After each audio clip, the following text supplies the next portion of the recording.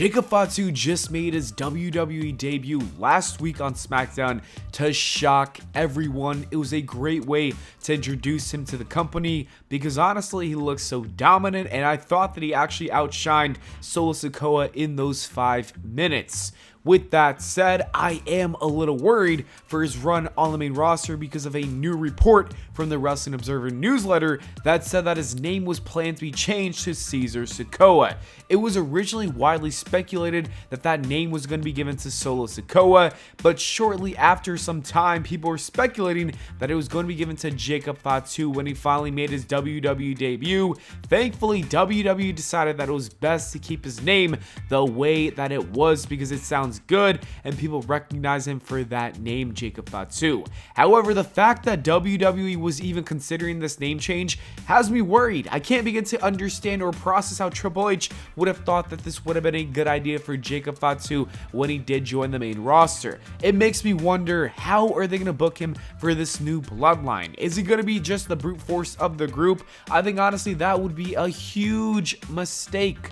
Jacob Fatu showed us in the 5 minutes that he's been in the WWE that he is the real deal. If we're being totally honest, he should be on the same level as Solo Sikoa, if not bigger. I wouldn't mind him becoming the leader of the group because right now the Bloodline 2.0 has been considered to be a bust. However, there's a good chance that everything can change with Jacob Fatu becoming the leader. I hope that WWE can realize this and then utilize him properly for this faction. Until they prove that, I'll be worried for the booking of Jacob Fatu.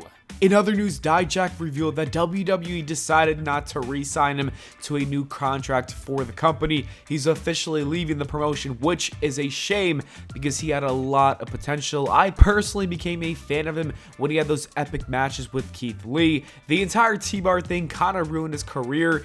Then things looked a little bit brighter when he came back to NXT, and I even thought that there was a chance that he could be called up to the main roster again for the second time and actually have a good run on Raw or SmackDown. Sadly, that is not the case. His time with the WWE is over, and I wish him nothing but the best. I'm hoping that he can bounce back and find a job with AEW or TNA because that would be nice for him.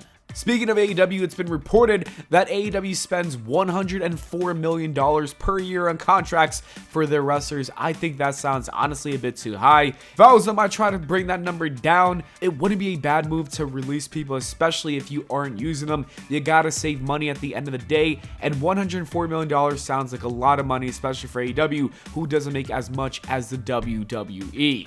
Tonight, SmackDown takes place in Madison Square Garden, and the entirety of MSG is open for tonight's SmackDown in New York with over 17,000 people expected as of press time, set to mark WWE's highest attendance for a TV episode at MSG in well over a decade, the third highest TV attendance for 2024. I have a feeling that tonight's SmackDown is gonna feel real special. New York is in for a treat. There are rumors saying that something big is planned to happen tonight with a bloodline. Does this mean that we will see the return of Jimmy Uso or possibly maybe even Roman Reigns? Who knows? There's a chance that The Rock could even show up. Things should be very interesting tonight. We need to talk about Liv Morgan and the impact she's making on WWE TV. On WWE Monday Night Raw this week, it peaked at 2.074 million viewers for the segment involving Liv Morgan, Dominic Mysterio, Rey Mysterio, and Zelina Vega, with over 330,000 extra viewers tuning in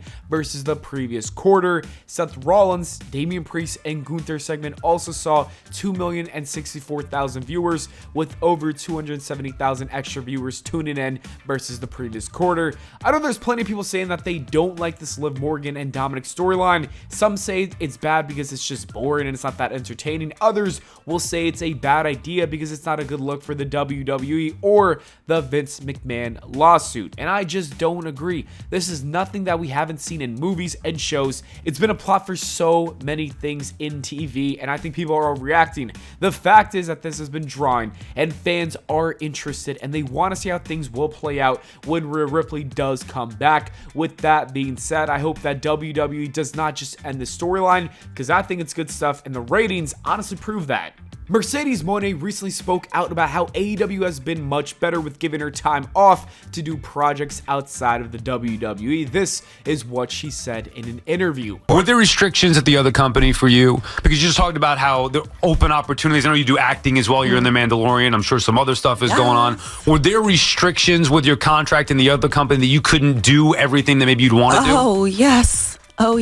And that's definitely a big reason why I came to AEW. Even doing The Mandalorian was pulling teeth with the WWE to even try to get time off to film that show. So Tony said whatever I need, if I need that private jet to go from, filming in LA to coming for shows, then it's available for me. It does seem like AEW has a lighter schedule, so that would make sense. AEW also signed Mercedes to a huge contract, so they clearly see her as a megastar for the promotion. I don't know if WWE viewed Sasha Banks like that when she was on SmackDown, but it is nice to see that she's happy with AEW and the way that they treat her. She honestly deserves all the respect in the world. Will Ospreay recently spoke out about AEW's low viewership and attendance, and this is what he said about the situation. I just thought it was a really good Dynamite, and it sucks. It was such a low rating, but it's motivating me, and I'm sure it's going to motivate others to try and think outside of the box and try to come back swinging. I'm not someone who ignores that shit. I see it, and I take note of it, and make sure whatever we do next week, we come back swinging. We shouldn't ignore criticism. We shouldn't shy away from it. We are still a 5-year-old company.